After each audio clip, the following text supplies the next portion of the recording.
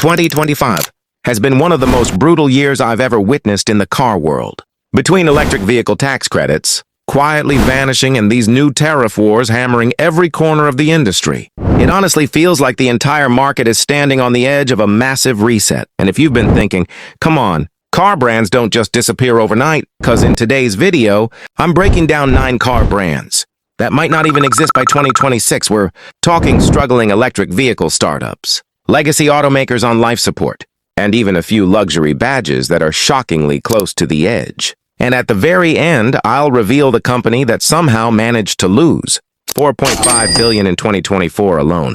A number so insane it almost doesn't feel real. Now, before we dive in, just know this list isn't starting with some obscure startup.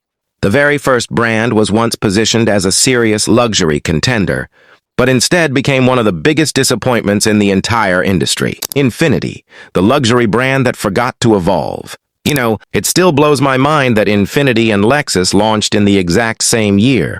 Same starting line. Yet somehow, Lexus sprinted ahead while Infiniti basically pulled over and took a nap at mile 2. For years, Infiniti felt like that friend, who could have been incredibly successful if they ever actually updated their resume. And 2024 made that painfully clear. The brand fell to just 57,000 US sales, which is a massive collapse from the 250,000 units they were moving a decade ago. Even their own dealerships stopped pretending everything was fine. Some stores reported losing up to 2 million last year. That's not a bad year. That's a full-blown fire alarm. And instead of fighting back with fresh models, Infiniti pulled the plug on the QX50, which was their second best seller. The QX55 gone too. Although, let's be honest, nobody is shedding tears over that one. Their big idea now is a new coupe-style crossover, the QX65. But even Infiniti dealers are quietly jumping ship to Nissan. When your own retailers don't believe the comeback story, that's a serious problem. Financially, this is the classic luxury trap. Steep depreciation, shrinking warranties, collapsing demand, and now fewer dealers willing to service the cars that are still out there. Not exactly confidence-boosting if you're shopping used. Genesis, a rising star crushed by tariffs. This one actually hurts, because Genesis was the kid on the playground who came out of nowhere and suddenly started outperforming BMW at its own game. Clean designs, gorgeous interiors, smoother rides, and all at a price that made German luxury look overpriced. But then the tariffs hit, and just like that, Genesis went from smart buy to wait. Why is this now the same price as a Benz? Here's the problem. Most Genesis models are built in South Korea, and with a 25% tariff slapped on Korean-built cars, their entire US lineup just got shoved into a higher tax bracket. The brand that used to win customers by being the better deal is now forced to sit at the same lunch table as Mercedes and BMW without the decades of reputation to back it up. And even though Genesis has had some reliability quirks, yes, I'm talking about you. Electrical gremlins, buyers were willing to overlook that when the price was right. But now tariffs make financing a Genesis feel like financing a German luxury badge. And suddenly people start rethinking those loan applications real quick. Tariffs don't just raise sticker prices. They jack up monthly payments, insurance brackets, and long-term depreciation. All the stuff older buyers worry about most. And sadly, Genesis doesn't have enough US manufacturing to dodge this financial body blow. Mitsubishi, the pioneer that ran out of pioneering ideas. Here's a fun bit of car history most people forget. Mitsubishi was the first company to mass-produce an electric vehicle. Long before Tesla was a household name, Mitsubishi was out here experimenting, innovating, pushing boundaries. And now some of their dealerships can't even move 20 cars a month. It's honestly painful to watch. Mitsubishi used to be the brand that surprised everyone. The Evo, the original Montero, these were icons. But somewhere along the way, the innovation tank just ran dry. The lineup went stale. The technology fell behind. And the cars became the automotive equivalent of a flip phone.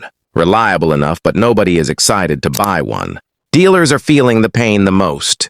A recent report said some Mitsubishi stores were losing $750,000 every single month. That's not a tough quarter. That's a slow-motion collapse. And with no competitive models to pull people back into showrooms, things are only getting worse. This is where the financial side really hits. When a brand falls out of relevance, resale values tank, warranties get pricier, and insurance companies start giving the side eye. Mitsubishi just isn't competing anymore, and buyers can feel it. Maserati, luxury badge, Chrysler parts. Nothing kills a $100,000 luxury car faster than a set of $15 plastic switches, borrowed from Chrysler.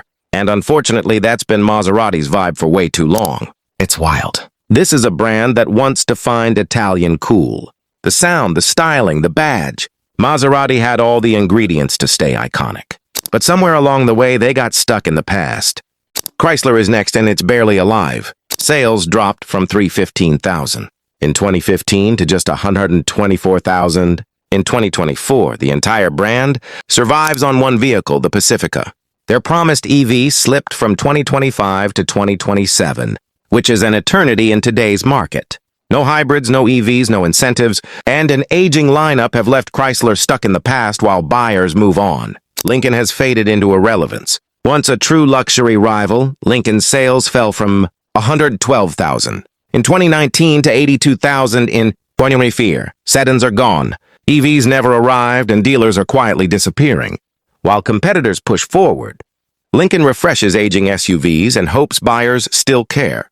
Many don't. Mini is shrinking fast. U.S. sales dropped from 66,000 in 2013 to under 30,000 today. The lineup is tiny, reliability is expensive, and hatchbacks are no longer what buyers want. Upcoming China-built EVs could face tariffs, pushing prices even higher and demand even lower. Alfa Romeo is running out of chances. In the first half of 2025, Alfa sold just 364 cars in the U.S. Sales are collapsing across all models, and years of reliability issues have destroyed trust. People love how Alfas drive, but hate how often they break. Depreciation is brutal, and a U.S. exit after 2026 looks increasingly likely. Jaguar may be the most alarming. Sales fell from 180,000 in 2018 to 66,000 in 2024, and the brand openly admitted it won't build cars in 2025. Their EV reboot keeps getting delayed. Models are gone, and buyer confidence is evaporating. When a luxury brand pauses production entirely, resale values crash fast. So tell me in the comments which SUVs surprised you the most. Hit the like button and subscribe the video. Thanks for watching.